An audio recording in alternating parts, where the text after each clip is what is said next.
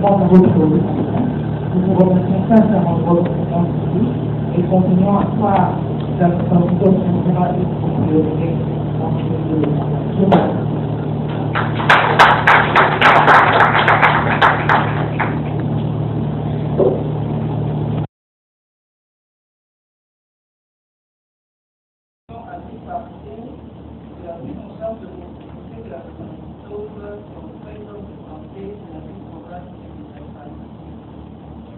Contexte de l'utilisation, la tuberculose est une des premières maladies qui correspond à au moins 2% le taux de prévalence. La République démocratique du Congo affiche le taux de mortalité maternelle, néonatale et infantile parmi les plus élevés au monde. En effet, la mortalité maternelle est estimée à 549 pour 100 000 naissances vivantes, selon les textes de l'UNICEF. Le taux de mortalité infantile et infanto-juvénile sont effectivement de l'ordre de 93 et 150. Avec le PSC, nous avons eu à concevoir ce projet pour effectivement améliorer la prise en charge médicale de qualité et de proximité pour nos enfants drépanocytés. Donc ce projet, l'intérêt principal de ce projet, c'est d'assurer effectivement une prise en charge médicale de qualité et de proximité au niveau de ce projet. Commencer à identifier les anciens cas connus et détectés au niveau des centres de santé qui sont pris en charge de proximité. Et assurer les urgences de suivi de routine. Il fallait réaliser le triage des cas qui nécessitaient des soins le plus complexes en vue de leur référence dans les centres de spécialité, les deux centres de spécialité. L'élaboration des protocoles de prise en charge.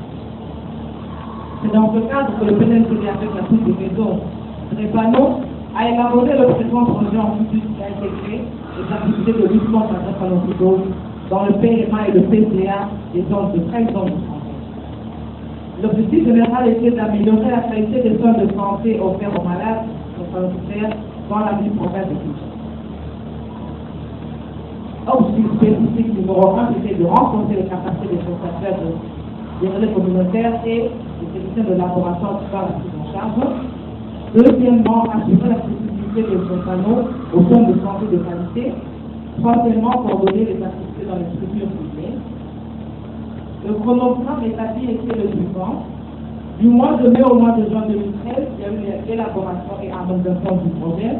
En juillet 2013, nous avons passé au lancement du projet et la formation des médecins. En août, c'était la formation des membres du bureau central de l'Union de santé, de la communauté et des techniciens de la boîte. Les résultats obtenus étaient 65 prestataires, dont 14 médecins de santé, 14 infirmiers superviseurs, 14 médecins traitants et d'infirmiers des hôpitaux chirurgiens, 14 techniciens de laboratoire, 14 animateurs communautaires, 140 relais communautaires et 28 membres des hôpitaux. Les zones de santé ayant intégré les activités, nous avons la zone de santé de Pléré, Kimbaseke, Nassani, Kimbaseke où cela n'a pas été fait totalement, Mansina 1, Djili, Telembao, Gombe, Iguala, Tambo, Lemba, Ngaba, Biela, Kalamou 2 et Maki.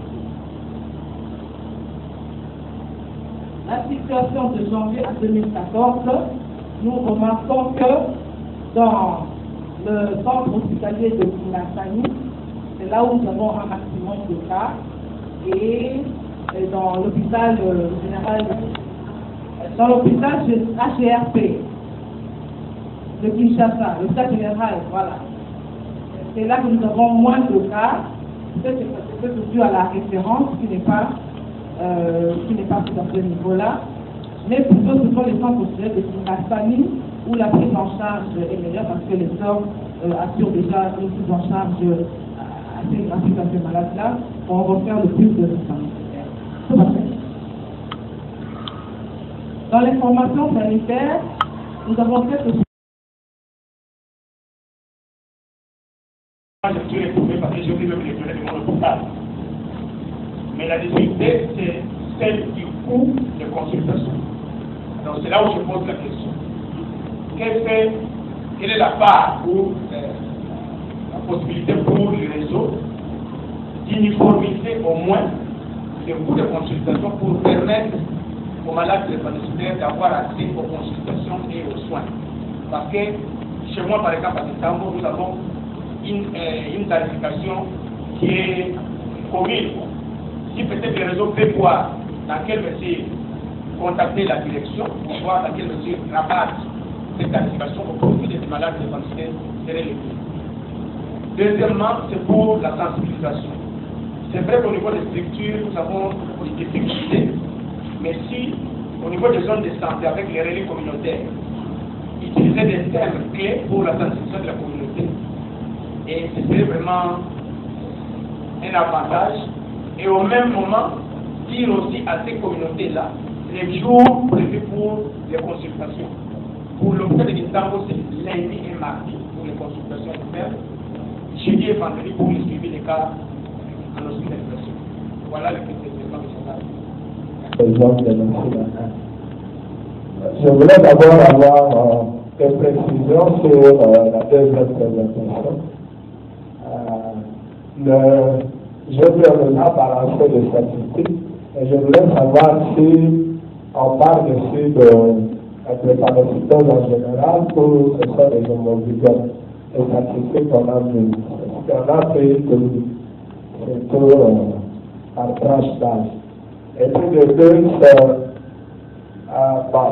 peut-être un plaidoyer ou une demande que nous formulons auprès du programme, puisque c'est vrai, ça doit être l'une des énièmes réunions qui sensibilise les cadres, on a eu à former. Donc vous savez que les restitutions dans nos zones à la base posent toujours problème. Et s'il n'y a pas lieu d'insérer une formation de prestataires pour que les unités soient sensibilisées et les présidents des communautés dans les aides, comme ça, on pourra accompagner cette lutte avec une bonne imprégnation de l'activité en base.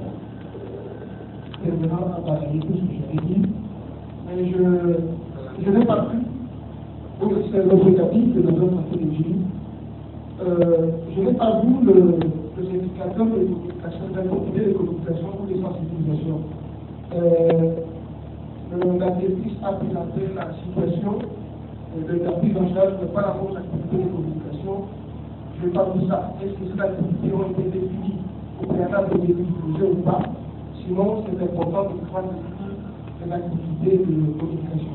Mais par rapport à ce que le professeur a dit, je voulais ajouter qu'il y ait aussi des réunions entre les points locaux et les réseaux et les zones de santé. Parce que nous tous nous savons comment fonctionne le système de santé dans notre pays. Il faut que le malade quitte la communauté, passe par les centres de santé avant d'arriver à l'hôpital de la référence. Et ça, c'est le travail qui doit être fait ensemble avec les infirmiers, donc les personnels de santé et la communauté. Voilà le point.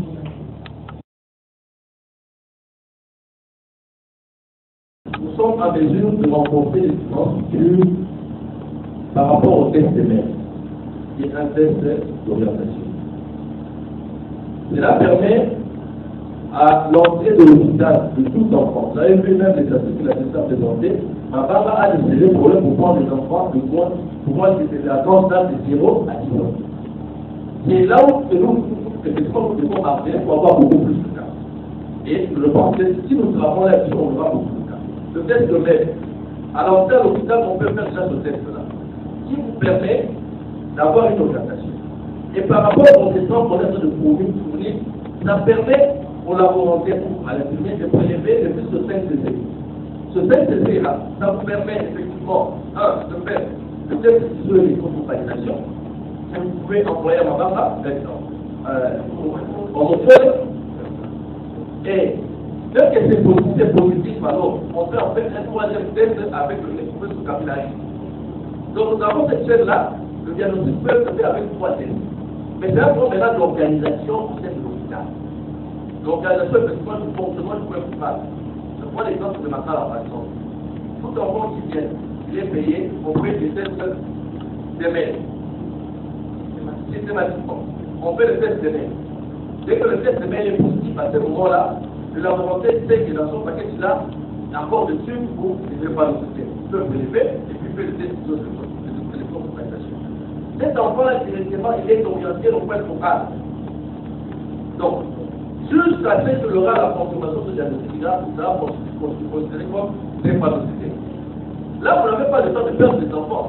Parce que si vous faites le test, l'enfant part, vous attendez la confirmation, il ne reviendra jamais. Donc, du moment où vous avez un test qui est déjà positif, intégrer cet enfant-là jusqu'au bout du conseil comme drépanocytaire, comment ça, je peux compter. Si ça cette histoire à être, après, vous allez les capter. Et par rapport à ça, c'est là où on attend que la machine tourne effectivement. Le programme est disposé à le faire, c'est-à-dire, parce qu'il fait déjà le dépistage à l'effet de commission de l'alimentation. L'hôpital, j'ai parlé des gens parlent, l'hôpital contrôle les peu aussi fait. C'est-à-dire, si les instructions sont disponibles, on passera pour les déposer des prix. Donc les déposer les différents matériels qu'on a fait. Parce qu'à ma main, ils m'ont fait ça.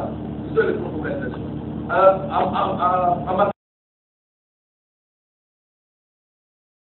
Nous vous remercions sincèrement de votre complicité et continuons à croire dans votre